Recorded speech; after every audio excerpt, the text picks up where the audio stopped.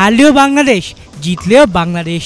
যুগের পর যুগ ধরে এটা যেন দেশের ক্রিকেট ভক্তদের স্লোগান। এর ব্যতিক্রম না ভারতীয় ক্রিকেট দলও, তাদের প্রতিও একই রকম আবেগ কাজ করে তাদের দেশের মানুষের। সম্প্রতি ঘরের মাটিতেই নিউজিল্যান্ডের কাছে হোয়াইট ওয়াশ হয়েছে রোহিত শর্মার দল, যে কারণে মিডিয়া ভক্ত এবং ক্রিকেট সংশ্লিষ্ট প্রায় সকলের রোশানলেই পড়েছে তারা।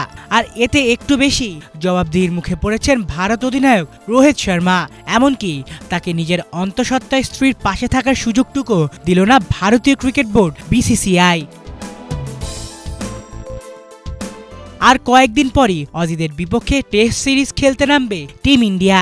আর অস্ট্রেলিয়ার বিপক্ষে প্রথম টেস্টের সময় জন্ম হতে পারে তার সন্তানের। সে সময়ই স্ত্রীর পাশে থাকার জন্য সম্ভবত প্রথম টেস্টে না খেলার সিদ্ধান্ত নিয়েছিলেন রোহিত। কিন্তু শোনা যাচ্ছে শুক্রবার বোর্ডের সঙ্গে তার বৈঠকের পর প্রথম ম্যাচ থেকেই খেলতে চান রোহিত।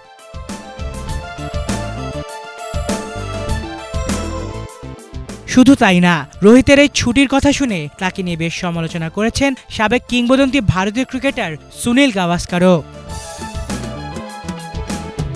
এদিকে কিউইদের বিপক্ষে হোয়াইট ওয়াশ হওয়ার পর থেকে কেমন যেন এক অদ্ভুত পরিস্থিতি বিরাজ করছে ভারতীয় ক্রিকেটে। এই তো শুক্রবারের কথাই ধরুন না, দক্ষিণ আফ্রিকার বিপক্ষে দলটির টি-20 ম্যাচের শুরুতেই ঘটেছে এক অনাকাঙ্ক্ষিত ঘটনা। ভারতীয় জাতীয় সঙ্গীত বাজার সময় বন্ধ হয়ে যায় দুইবার। এ সময় ক্রিকেটাররা বেশ অবাক হয়ে যান। কয়েক সেকেন্ড পর সেটা চালু হলে তারা আবারও গাইতে শুরু করেন। আবার কয়েক সেকেন্ড চলার পর থেমে যায় ভারতের জাতীয় সঙ্গীত। জানিয়ে সামাজিক যোগাযোগ মাধ্যমে ক্ষোভ ঝাড়ছেন ভারতীয় ক্রিকেট সমর্থকরা। Arif Chowdhury, Bangla vision news desk.